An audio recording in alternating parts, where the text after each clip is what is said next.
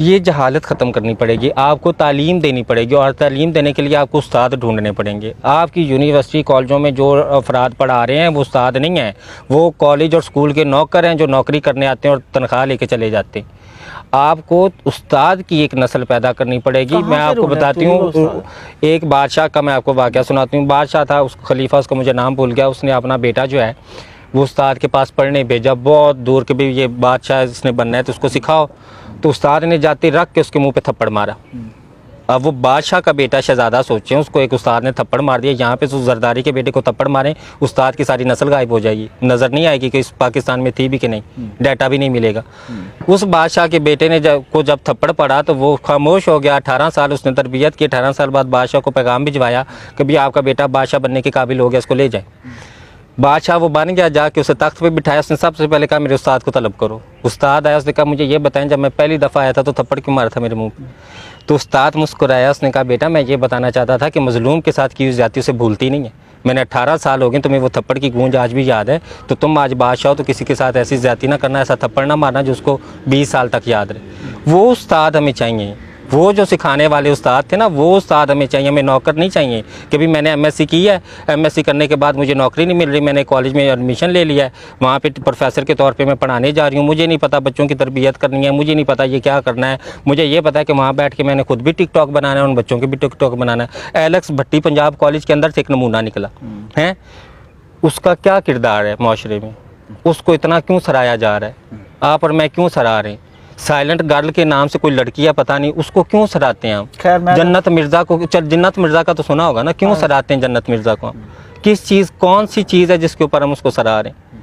हम लोग जहालत की इंतहा पे और हमारे पास उस्ताद नहीं है। मैं बार बार कहूँगी हमारे पास उस्ताद नहीं है। जूली, अल्लाह कुरान में फरमाता है कि अक्सरियत जाहिलों की है। अब क्या करें हम लोग? नहीं, देखें, जो जाहिल होता है ना वो इल्म हासिल कर सकता है, ठीक है। ये तासुर बना लेना कि जाहिल सारी ज़िंदगी जाहिल रहेगा, उसको इल्म देने की ज़रूरत नहीं। जाहिल जो है वो गौर व फिक्र की जब आदत जाहिल को डालेंगे ना, कैसे डालें सोसाइटी को आदत? उस्ताद डालेगा ना। अब देखें, गौर व फिक्र की बात को मैं आपको छोटी सी मिसाल उस्ताद बनने की। मैंने थोड़ी देर पहले, चंद देर पहले मैं एक आदमी से बहस कर रही थी, तो मैंने कहा तवाइफ अच्छी औरत है कि बुरी? उसने कहा बुरी औरत है। मैंने कहा क्यों, क्या बुराई है? उसको किस ज़ुमरे में तुमने बुरी औरत का है? उसने कहा ये तो नहीं पता मुझे, लेकिन बुरी औरत है, सब कहते हैं बुरी औरत है, जब मना जो कर दिया तो बुरी औरत है। अब उसको गौर व फिक्र की मैंने अगर आदत डालनी थी, अगर उसके अंदर मैंने गौर व फिक्र डालना था, तो मैंने उसको क्या जवाब देना था बताएं? मैंने उसको ये जवाब देना था कि तुम ठीक कह रहे हो, वो अच्छी है या बुरी है इस बात को छोड़ो, बस जब कह तुझे ये बुरी है तो बुरी है। ये उस्ताद पढ़ाते हैं। हालांकि जवाब मैंने उसको ये दिया, मैंने कहा वो तवाइफ बुरी औरत इसलिए है क्योंकि वो बार बार अपनी सेल्फ इस्टीम और अपनी डिग्निटी का सौदा करती है। वो हर 5 मिनट बाद एक आदमी से पैसे लेके कहती कि मेरी जिस्म पे तुम्हारा हक है, जो मर्जी करो। तो जब आप अशरफुल मखलूक़ात इंसान हो के अपनी प्रॉपर्टी और आइडेंटिटी किसी को चंद पैसों के लिए दे दें कि इसके साथ जो मर्जी करो, तो आप इस काम को अच्छा कैसे कह सकते हैं? अब उसने सोचना शुरू किया, उसने कहा नहीं नहीं यार, तवाइफ होना तो वाकई बड़ी गलत बात है। तो आपने गौर व फिक्र की बात, इल्म हासिल करना। देखें, इल्म जो है ना वो हुजूर पाक ने कहा था सल्लल्लाहु अलैहि वसल्लम ने कि इल्म हासिल करो चाहे तुम्हें चीन जाना पड़े। इल्म कब्र से, माँ की गोद से कब्र तक इल्म हासिल करो।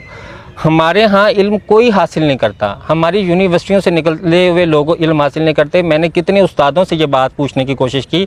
मैंने उस्ताद एक से पूछा, मैंने कहा गुनाह और बुराई में क्या फ़र्क है? उसने मेरा मुंह देखेगा, तुम पागल हो, गुनाह और ये कौन सा सवाल पूछ रहे हो?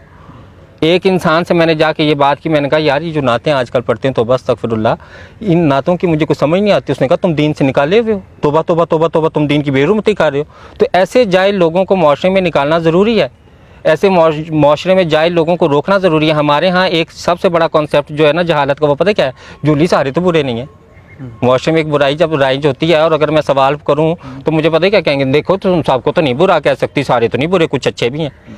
मैंने एक दिन एक आदमी से पूछा, मैंने कहा इस सोसाइटी में सारे बुरे नहीं मैं मान रही हूँ, लेकिन मुझे ये तो बताओ कितने बुरे हैं, तुम्हें पता है? तादाद पता है बुरों की? हो सकता है कि माशरे में 10 में से 7 बुरे हैं और 3 अच्छे हों, और अगर 7 बुरे हैं तो इसका मतलब माशरे में बुराई फैली हुई है। नहीं नहीं जूली, तुम तो जस्टिफाई कर रही हो, तुम तो जर्नलाइज कर रही हो, नहीं तुम तो देखो सब पे इल्ज़ाम लगा रही हो। मैंने कहा सब पे नहीं लगा रही, माशरे में एक बुराई है और हम सब एक्नॉलेज कर रहे हैं कि भी माशरे में कुछ बुरे लोग हैं जो बुराई कर रहे हैं, लेकिन हम उन्हें रोकना नहीं चाहते। और तुम और मैं बैठ के कहते हैं दफ़ा करो, हमें क्या ज़रूरत है, होने दो। तो जब हम होने देंगे तो ऐसा ही होगा। हमारे यहाँ रेपिस्ट कितने ज़्यादा हैं, हमारे यहाँ हर बंदे के ज़हन में सेक्स घुसा हुआ है। हर बंदा जो है आ जाके या किसी बच्चे को पड़ जाता है, या किसी औरत को पड़ जाता है, या किसी जानवर को पड़ जाता है।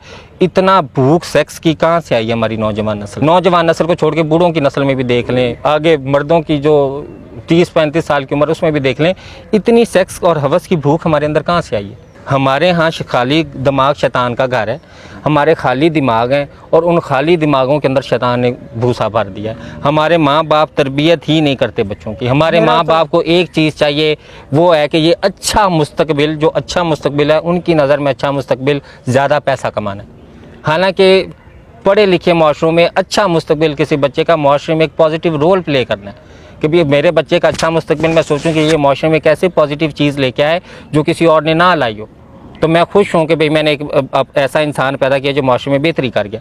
हमारे कितने ख़ानदान में आप बता दें, मैं बता देती हूँ, कितने माँ बाप इस सोच से बच्चा पैदा करते हैं कि इसने माशरे में बेहतरी लानी, उसने सिर्फ़ और सिर्फ अपनी ज़िंदगी में बेहतरी लानी है, गाड़ी घर बंगला लेके बस।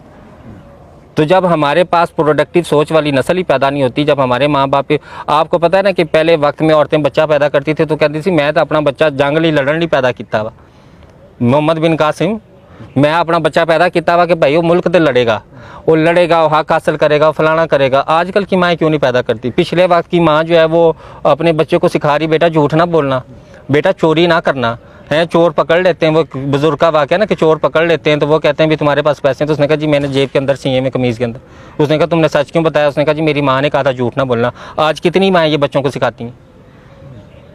आप, हमारे पास कोई इल्म नहीं है, हमारे पास कोई नॉलेज नहीं है, हमारे पास कुछ नहीं है, हम एक बेकार माशरा है और हम इसको मानते नहीं हैं।